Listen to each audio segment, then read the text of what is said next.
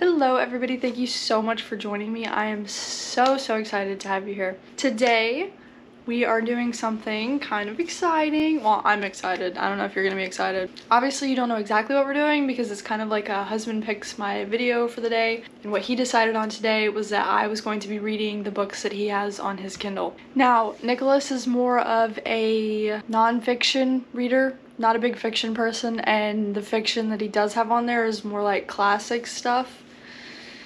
So that's gonna be the vibe for this week. He does have specific books on there that he wants me to read for this, that he is very antsy and very eager for me to open up. So Nicholas set as a goal, I'm gonna read your books. Obviously it's not gonna be the usual of what I normally read, but I mean, hey, I guess we're just gonna try something new today. I'm just gonna pick a book that he has on his Kindle and we're just gonna go for it. So the first book of the day, we are reading Can't Hurt Me by David Goggins. You can see that. I don't really know much about David Goggins other than what Nick tells me and talks about, but basically he used to be like overweight, I'm pretty sure. If this is wrong, just ignore me. And basically it's just how he takes control of his mind and doesn't let his mind get in the way of things he wants to do, things he needs to do, really just not letting his mind take control over his everyday life stuff. So I'm gonna start this one. Hopefully it's good, because again, nonfiction.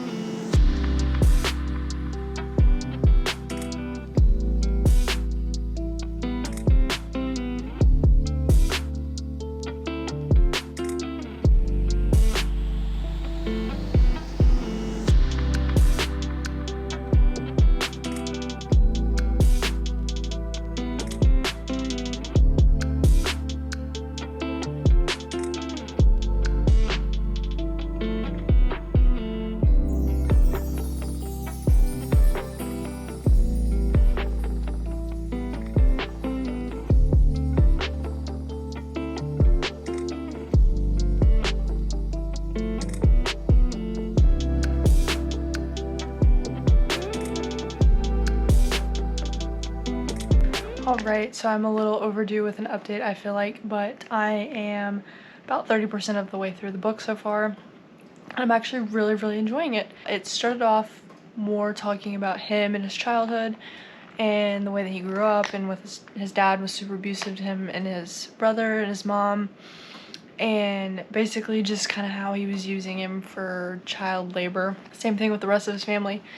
They all worked at this roller skating rink that his dad opened up, and they owned this business. I'll put this over here because I'm just like flinging it around everywhere. His dad did the DJing stuff, his mom worked the counter, his brother did the food court type thing, and then he did the skate rentals. So they all worked in this business kind of together, and then they never got any of the money from it. They stayed there up until like midnight every night at least, just to kind of get everything done. Then they had to go to school the next morning, and they never received a penny between his mom, brother, and himself. So crappy. Then it goes into, from that, kind of his mom getting out of that situation and him growing up and in middle school and high school, the way that he reacted to learning and going to school in this new atmosphere when he was so traumatized by his past. And then getting into the Air Force, I think it was, and then leaving that due to a sickness, and then now we're at him getting accepted to be a Navy SEAL. Now, I'm not one to want to spoil a book necessarily for you, but to me, for someone to read this book, I feel as though you'd probably already know his story at least a little bit, or at least know who he is enough to be like, yeah, okay, I know his story. I kind of want to read more of it. So that's kind of why I'm more walking you through it. I guess it's more incentive to want to read it. I don't know. So far, I'm really enjoying it. I didn't think that I was going to like it that much. Nicholas, I finally see why you want me to read this so badly, because he's doing all of his Navy SEAL talk, and now we're just talking a whole bunch of military stuff. And I don't really care. So I only care about military talk when you're telling it to me. That's what I've learned from this. Hopefully I can get this most of the way done tonight. I'm actually really enjoying it, like I've said a million times before, because I can't just say it once and stop talking. Alright, I'm gonna finish this as best as I can, and I will see you in the morning.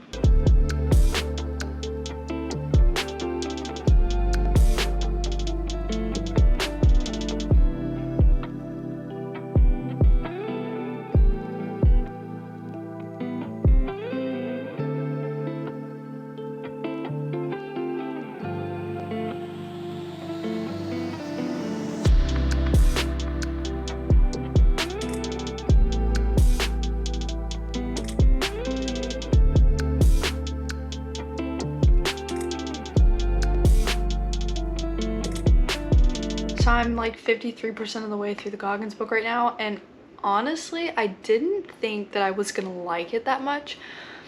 I thought it was just gonna be like a motivational self-help type book, and it is that, of course, but it's more how he trained his mind to be like that. At the end of every chapter, they do give you tips to help better your mind and change your mindset in the same way that he did. The whole book is not a self-help book. It's, like I said, about his life. I think last time I updated you, I was talking about how he was doing something for the Navy SEALs. I don't know. It just showed him going through his Hell Week and all of those things and all of his training and courses that he had to complete. And it was really frustrating because I'm reading this, right? And he's having to keep restarting. He's having to keep redoing it. And it's just so aggravating how ridiculous they're being. Obviously, they're not going to change for him, like, I'm aware. But, like, if I were him, that I would just be so disheartened. Every little, like, I feel like motivating factor that he's had, it just gets kicked out from underneath him and then he has to restart. But I'm going to go finish this up and then I'll probably start the second book because I've been really having a difficult time reading. I've been kind of busy, so I need to finish this and I need to hopefully finish another book today. So I'm gonna go finish this, keep you updated.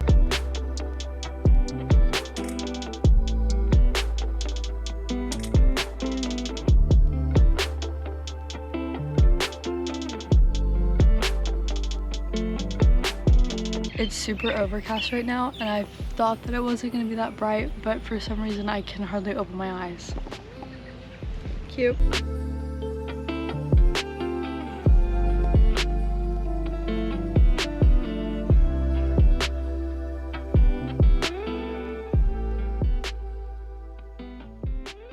So I just finished Can't Hurt Me by David Goggins, and honestly I was pleasantly surprised. I don't think I've ever read a memoir before, but this was really good. I went into this with the thought that it was going to be like a self-help book type of thing because he's very like motivational. His main goal is to teach people to, as he says in the book, callous their minds. So basically he is pushing people to take control of their minds and their thoughts and their feelings. By enduring these torturous things, you're basically hardening your mind and strengthening your mind to push past the capabilities that you think that you have. Basically saying that we are all much more capable than we think that we are. I really enjoyed the beginning of the book. That was probably my favorite part, just because it was really heartfelt, but not in a good way. And then after that, it was kind of where it lost me. Not heavily lost me, but it was just more along the lines of just factual, I guess. A little less storytelling in my opinion. Not that it wasn't storytelling by any means, but it was stuff that didn't necessarily pertain to me, so it wasn't as entertaining, I would say. You know, like, if I'm talking to you about something that you don't really care about, it's not really going to be entertaining to you, right? Same thing for this. So basically, just kind of along the entire story, it's just him going through his own trials and tribulations and then telling himself, you know, I'm better than this, right? What's stopping me? Why am I putting myself through all this pain? Because mentally, he knows that he can endure it, right? So he's running hundreds of miles with broken feet and broken legs and toenails coming off. Kind of like that. If you can do like one of these things, you can just keep progressing and you can keep going. So it was really Inspirational. I would say if you see this and you're like, oh, that sounds kind of cool, like I'm interested in that, whatever, it's not a lighthearted read. He's definitely more aggressive in the way that he does things, and he is like, you know, this is what I think, so this is matter of fact. He's very blunt about it. So there's things that, you know, nowadays people would say, oh, that's insensitive for you to say that, right? But to him, that's just the way it is. It's a fact, so I'm gonna go for it, right? So for a lot of people, I would say that might be kind of like standoffish, very blunt, very matter of fact. And if you're not into that kind of self-help, whatever, I would probably steer clear. Would I recommend this? Probably, yeah. Definitely to a select person, but if I found a select person, I would recommend it. I'm glad that that was something that Nicholas wanted me to read. But moving on, if I want to finish this on time, I have to do another book tonight. So I'm going to be reading The Great Gatsby. So I picked a short one because this week has been so hectic and I haven't had time to read. So we're going in with The Great Gatsby. I've read this before in like high school, but I didn't really retain much of it, and there was a lot of meaning kind of hidden beneath the words, I feel like, that they wanted you to pick out, and I never was able to pick that out. So hopefully maybe now I'm older, smarter. Hopefully I'm smarter. Probably not. But hopefully I would be able to pick out some of those things that everybody was talking about in high school, and I can really kind of understand what's going on, right? Because, I mean, come on, I'm in high school. They're telling me to read a book. I don't want to read the book. I don't like forced reading, but I'm gonna read that. Hopefully finish that up tonight, but I'll keep you updated.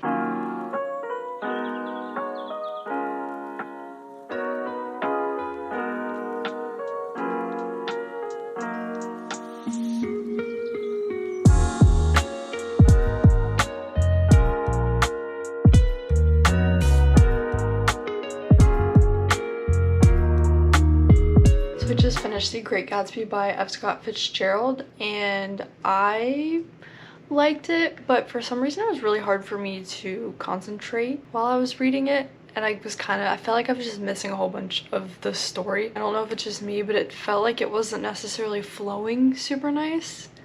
So it wasn't my favorite, but it was still really good. I enjoyed it. But this one is basically following Nick. He's like the narrator, and he is cousins with Daisy. So Daisy and Tom are married. Tom is having an affair. I think he's planning on leaving with her, even though she's also married. We find out later that Nick is neighbors with Jay Gatsby. Lo and behold, Gatsby and Daisy are like long lost lovers, essentially. And Gatsby moved in across the bay from Daisy and Tom in hopes to one day win her back. And it was good. If you're looking for a romance, like that's not quite it, in my opinion. But I mean, it was still good. It was just, again, it was like a classic, so, you know, the writing's a little bit different than I'm used to. I honestly don't have a ton to say about it, just because it was okay, you know. Nothing great, nothing terrible. It was what it was. So for the last book this week, we're gonna be reading Never Finished, another one by David Goggins, because apparently we're just on a Goggins trip. I'm gonna get to this one, hopefully finish this one relatively quickly. Some more motivation for me, some more callousing my mind. I'll let you know how it goes.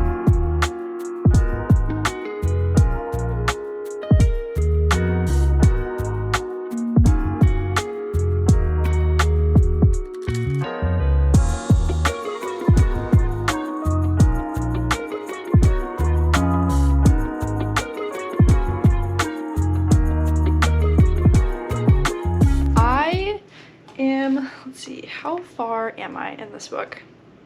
19%. And to be completely honest, I want absolutely nothing more than to not read. I don't feel like reading, like at all, not at all. But I have to, because I have to finish this, because I am making this video for you. And there can't be this video if I don't finish this book. See how that works? See, it doesn't work unless if I finish this, and I don't want to. I don't want to at all. Right, I'm not saying it's bad. Not like I really remember much of what's happened anyways, because I read the first book, so I'm on to the second book, and it's the same, but it's different. And this is not like a self-help book necessarily. It is, but it's not. It's not like, oh, hey, this is what you need to do to fix yourself. No, this is him saying, this is what I did to fix myself. If you want to do it, you can do the same thing as me, but it's not like a step-by-step instruction manual, right? It's not like, oh, sit down and breathe in and breathe out 5 times and write down your goals and manifest them into reality. No. He's like, hey, I was fat and I started running. I worked out for 8 hours a day and ate 1 meal a day to get rid of that. So, I mean, it's just kind of like tough love type thing, which is fine. There's nothing wrong with it, but it's kind of following the same storyline that it did in a sense, and going more in depth of kind of the things that he touched on and then just retouching on things. It's not boring, but I'm not following along as easily as I was the first book. Given I'm only like 20% in, I'm sure it'll get different because we're still kind of recapping. We're overlapping timelines right now, I guess you could say. So the last book, I think it ended in like 2018 something. This one, it's kind of reliving 2018 a little bit-ish, sometimes before that, and then moving on. So it's, you know, it's still good, but 2 self-help books in a week, I don't know. But anyways, it's going. I'm gonna finish it because the last one, like to be honest, the last one I literally read the acknowledgements. I don't do that, but I read the acknowledgements for that one, so if that tells you anything. But I hopefully am at least gonna get halfway through that tonight, so that way I don't have too terribly much to read tomorrow, because I have some other stuff that I want to do other than that. So you might get some more clips, you might not, who knows.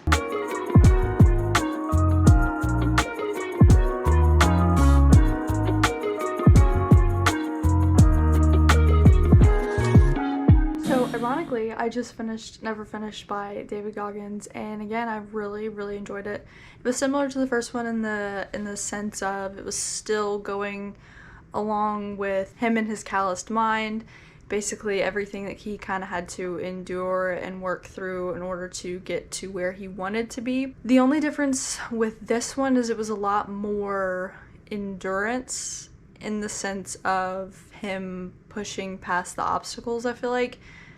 Not necessarily, but the other one was talking more like family and kind of gave his past life. So from, I want to say, when he was like 8, 9 or whatever to like 2018.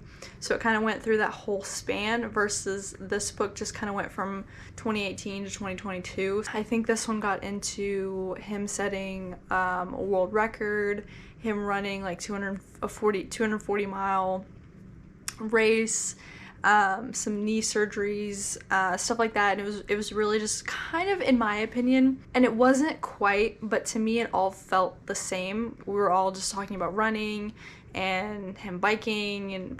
He rode a bike 444 miles in like this one race, like 13 days after he got out of knee surgery. So it was a lot more of him going through all of those things and less about his family. There was one section where it kind of got into like his past more, like in that the family kind of aspect, and I enjoyed that part. That was my favorite part of this book, much like the family aspect was my favorite part of the first book. You know, he did have like a crappy family situation, so I don't like saying that I enjoyed the family aspect, you know, but to me it's more storytelling. I enjoy more stories than, you know, the motivational type thing. So I did prefer the first one over the second one.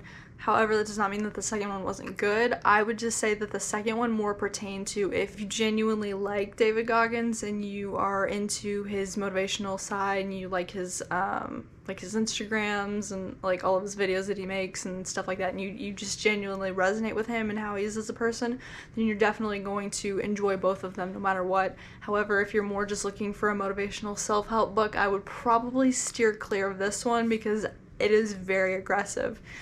Right, if you're trying to do the same thing, you're trying to work on that mindset, that's great. However, if you are more of a sensitive person, you have more sensitive thoughts and feelings and whatnot, he's not going to adhere to that at all. Like, sensitive is not a word in his vocabulary. That's not going to fly with him, stuff like that. Like, I am aware, I went into this knowing that it was more of an audience-based book, but it still can work for other people that are not particularly a fan of his. I would say there was some stuff that I was reading through and I was like, oh, like I could put that into my life and be content with that, or oh, that might help me with some of this little thing that I've thought about recently, or this might help me with, you know, procrastination, stuff like that. So there are definitely benefits of reading this. I'm not saying that you shouldn't read it by any means, but I would definitely go into it with A, checking the trigger warnings, and B, checking yourself and saying like, oh, can I handle someone, you know, just being straight up with me and just blunt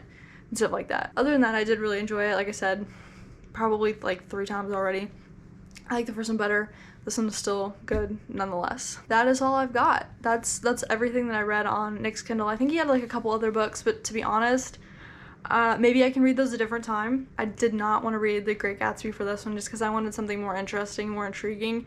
The only other 2 books that he had on his Kindle were The Count of Monte Cristo or something like that, and then Moby Dick. And when I got on there, it said Moby Dick was like 50 pages, and I was like, oh, like perfect, I can read that. I get on there, average read time, like 12 hours. I was like, whoa. So I was like, okay, maybe the like Monte Cristo book will be a lot easier, right? Average read time, 25 hours. Like, that book is over 1,000 pages. So maybe I will get to this at some point. However, today, this video is not the video for that. Like, not at all. To be honest, it like, don't tell anybody, just keep this between you and me, but it did take me a little bit longer than a week to read those. I'm not gonna lie, no offense, Goggins, but you kind of put me in a reading slump here, right? Like, I was really struggling to get through it, not because it was boring and uninteresting, but for me, nonfiction, it's not just a read through, right? It's like a read a little bit whenever I'm feeling it. But for me, I was like, I need to finish reading this, and it's not just a read when I'm feeling it, it's to finish this week. That's all I got for you guys today. That's all we're doing. But I enjoyed you being here. Thank you so much for joining me. I greatly appreciate you, and hopefully I will get to see you in the next one. See ya!